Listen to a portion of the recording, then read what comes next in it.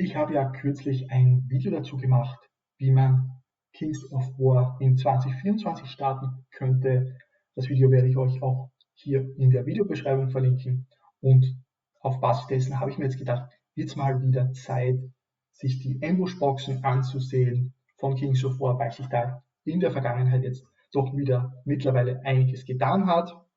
Und ich habe das ja in einem Video schon mal gesagt zum Thema der Ambush-Boxen. Ich finde die eigentlich alles in allem eine sehr gute Möglichkeit, um hier in Kings of War eben einzusteigen, zu einem verhältnismäßig guten Preis, wenn man sich einfach nur mal das Spiel ansehen möchte und eben keine anderen Figuren hat, um diese mal zu boxen. Dann kann man das hier ganz gut machen.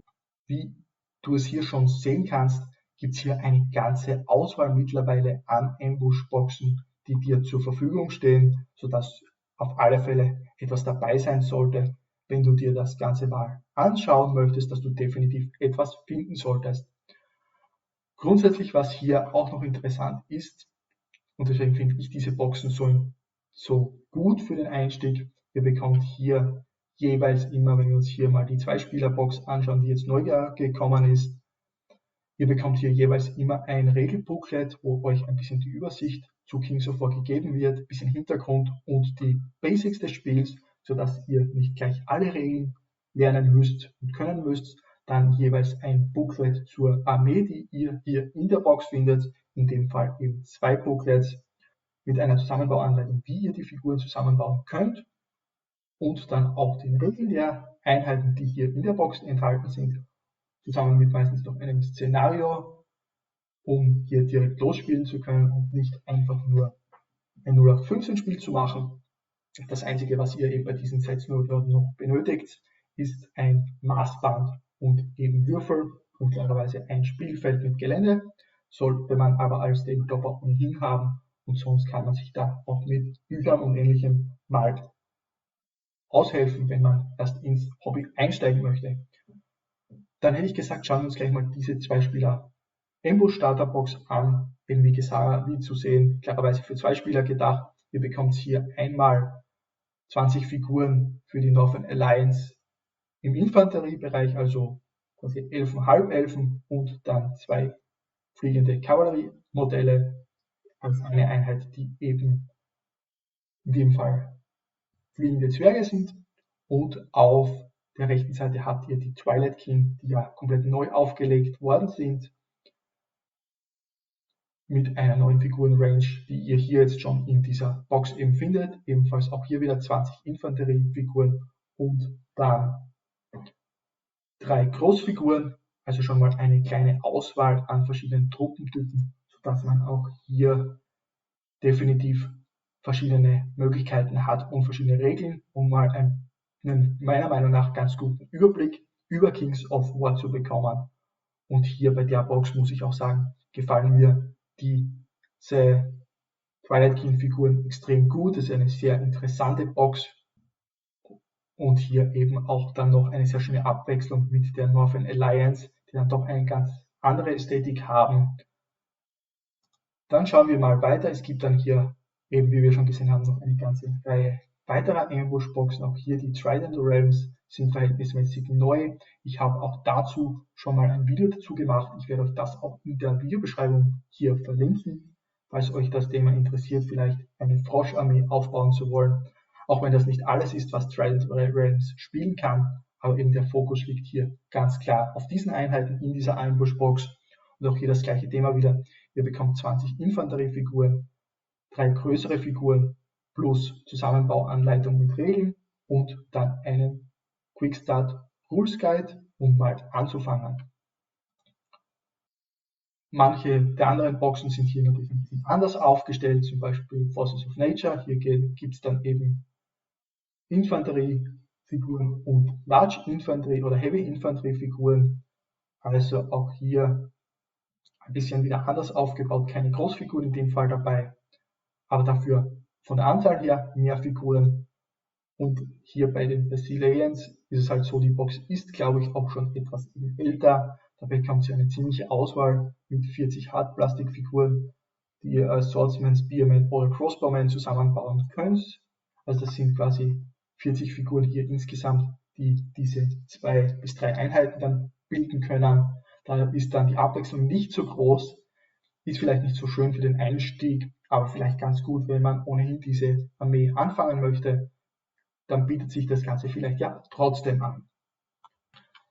Bevor wir hier mit den nächsten Ambush-Boxen weitermachen, möchte ich noch ganz kurz dich darauf hinweisen, dass es eben diese Game Tracker App gibt, die gerade von mir in Entwicklung ist, wo du dir deine Spiele verwalten kannst, also quasi welches Spiel hast du gespielt, welche Armee hast du gewonnen, verloren, unentschieden gespielt, und das Ganze wird dann eben auch dargestellt in der App und soll dann später erweitert werden, um dann auch Statistiken anzuzeigen und ähnliches und so das Ganze mit der Zeit aufzubauen. Und ich suche hier dann auch noch nach Leuten, die eben dann die App testen möchten, wenn die demnächst online kommt im App Store, und dazu kannst du dich gerne beim Newsletter anmelden. Dazu findest du einen Link in der Videobeschreibung hier. Würde mich freuen, wenn du da teilnimmst, weil je mehr Leute das Ganze testen, desto besser wird es am Ende dann auch funktionieren und das werden, was wir alle gebrauchen können. Oder auch wenn du weitere News zu Kings of War haben möchtest oder eben auch zur App, abonniere gerne den Kanal. Aber ich hätte dann gesagt, wir machen gleich weiter. Das war jetzt genug der Eigenwerbung. Schauen wir uns hier die Abyssal Dwarfs an, quasi wieder ein bisschen ein Bezug zu Warhammer Fantasy, Warhammer The Old World, quasi Chaos-Zwerge. Auch hier geht es wieder in eine ähnliche Richtung. Ich weiß hier nicht genau, ob das jetzt doch auch hier der gleiche Aufbau, das sind quasi dieselben Figuren 40 Mal, die ihr dann als verschiedene Bausätze zusammenbauen könnt. Ist vielleicht nicht so interessante Abwechslung, aber das sind Einheiten, die ich denke, die durchaus in den Abyssal Dwarfs sehr häufig gesehen werden.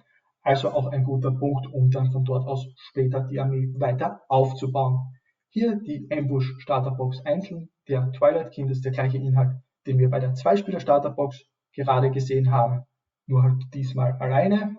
Das gleiche hier nochmal für die Northern Alliance. Auch das gibt es einzeln. Die Night Stalker, die wir ja mittlerweile jetzt auch bei Firefight von Mantic spielen können. Dazu habe ich ja auch am Dienstag ein Video dazu gemacht, was die neuen Asterians betrifft, und da habe ich ja unter anderem auch über die neue 2-Spieler Starterbox geredet. Auch das Video werdet ihr unten in der Videobeschreibung finden. Auf alle Fälle auch hier geht es wieder einen anderen Weg ein bisschen. Ihr habt wieder die typischen Payback-Sachen dabei mit Regeln und Zusammenbauen nach den Regeln und dann eben nur 2 Infanteriefiguren und dafür 6 größere Figuren. Also auch hier geht es wieder in eine bisschen andere Richtung. Und wie ich finde, haben diese Nightstalker eine sehr schöne Ästhetik, die mir persönlich sehr gut gefällt. Habt ihr vielleicht dann auch im Video am Dienstag schon gehört. Dann gibt es hier die Red King. Auch diese haben hier sehr viele Infanteriefiguren dabei, brauchen sie klarerweise auch, weil sie eine Massenarmee sind. Und dann gibt es hier noch eine größere Figur dabei. Hier mal ein Blick, wie diese Boxen von hinten ausschauen mit dem Inhalt. Und auch hier, mir gefallen diese Figuren zum Beispiel sehr gut.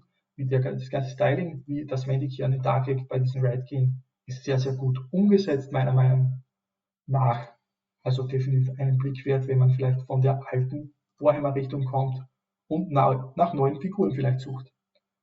Dann hier mal ein bisschen was anderes mit den Empire of Dust. Auch die haben hier Infanteriefiguren dabei, 20 Stück, die entweder als Nahkämpfer oder als Bogenschützen gebaut werden können. Und dazu dann noch Kavalleriefiguren.